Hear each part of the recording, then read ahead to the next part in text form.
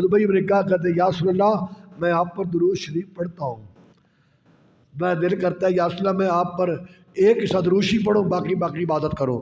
آپ نے فرمایا اور زیادہ کر لو۔ کہا یا رسول اللہ آدھا درود آدھے وظائف، کہا اور زیادہ کر لو۔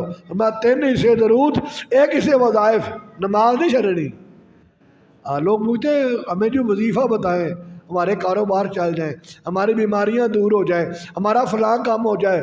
میں نے کہا چھڈو سارے وظیفے، 5 وقت کی نماز باجماعت قائم کرنا تمہارا کام ہے، اور ہر معاملے میں مدد کرنا میرے خدا کا کام ہے۔ ساری بے سکونیاں کیوں ہو گئی ہیں؟ ہم نے آگے دیکھنا شروع کر دیا ہے۔ فرمایا یا رسول اللہ اب میرے دل چاہتا ہے میں ہر وقت ہی آپ پر درود شریف پڑھوں۔ فرمایا یہ تمہارے ساری مشکلات کو کم کر دے گا، یہ تمہارے ساری مشکلات کو کم کر دے گا اور تمہارے گناہوں کو مٹا دے گا۔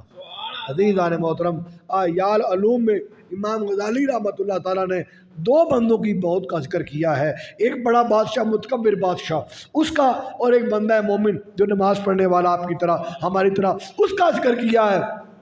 کا بادشاہ تھا بڑا متکبر تھا، اپنی سواری پہ بیٹھا، کپڑے لائے گئے، کپڑے پسند نہیں آئے، اپنی مرضی کا جوڑا پہنا، گھوڑا لایا گیا اپنی مرضی کا گھوڑا، جوڑا بھی اپنی مرضی کا، گھوڑا بھی اپنی مرضی کا پسند کیا، بڑے متکبرانہ پراؤڈنس کے ساتھ، بڑے فخر کے ساتھ، متکبر انداز کے ساتھ شیطان نے اس کے ناک میں ڈال دیا۔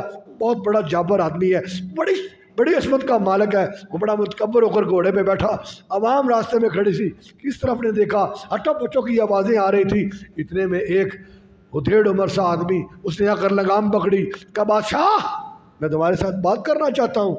کہا یہ ویڑا نہیں، میں پھر بات کروں گا جب سواری سے اتروں گا، اس وقت میں اپنی ریاست کو دیکھنے نکلا ہوں۔ کہا نہیں ابھی بات کرنی ہے، ابھی بات کرنی ہے۔ اس کا کان کرو، تمہارے کان میں بات کرنی ہے۔ کہا کون؟ کہا میں ملک الموت ہوں۔ اوسان خطا ہو گئے، کہا مجھے اجازت دو میں گھر جاؤں، گھر والوں کو نصیحت کر لوں، کچھ عمل کر لوں۔ فرمایا ہن ویڑا لنگ ہے، ہن ویڑا لنگ ہے۔ ویڑا لنگن تو پہلے ویڑے کی قدر کر لو بیلیو، ویڑا نہ لنگ جائے۔ تو ہن ویڑا لنگ ہے۔ اس کی روح کیا جی وہ گھوڑے سے ایسے گرا جیسے لکڑی گرتی ہے۔ ایک بندہ مومن گھر میں کھڑا ہے، کسی سفر کی تیاری کر رہا ہے، حضرت ملک الموت علیہ السلام اس کے پاس پہنچ گئے، کہا السلام علیکم جی، کہا وعلیکم السلام۔ کہا کدھر جا رہے ہیں؟ کہا سفر پہ جا رہا ہوں، کوئی کام ہے؟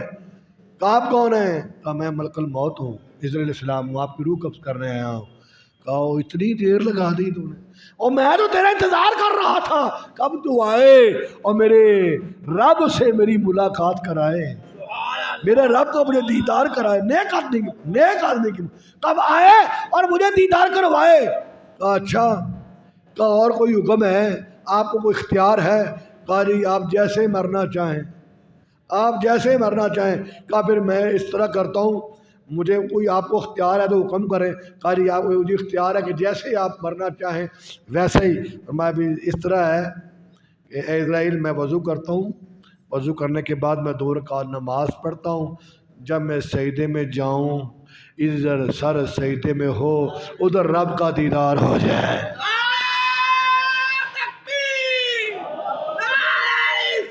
یا رسول اللہ۔ عزیزو کافروں کی موت اور ہوتی ہے، مومنوں کی موت اور ہوتی ہے، لیکن کم از کم یا ایھا الذین آمنوا اتقوا اللہ حق تقاته ولا تموتن الا وانتم مسلمون۔ اے ایمان والو اللہ سے ڈرو جیسا کہ ڈرنے کا حق ہے، اور مرنا تو مسلمان مرنا۔ اے مسلمان بھائیو، دیکھا آپ نے وہ کس طرح سلام کر کے آیا اور کس طرح خواہش پوچھی، اس نے سر سجدے میں جھکایا، ادھر وعدہ اجل کر لبیک کہہ گیا۔ کہنے کا مقصد کیا ہے کہ آئیے ہم اپنے عقیدہ آخرت کی تیاری کر لیں، اپنے مرنے کو بھی یاد کر لیں، رب کی حضور پیشی کو بھی اپنے سامنے رکھ لیں، بجائے کہ ذل رسوا ہو اس مولا کے بن جائیں، اس حضور کے فرامین پر عمل کرنے والے بن جائیں، آپس میں محبت و پیار کرنے والے بننے، سچ والے بن جائیں، دیانت والے بن جائیں۔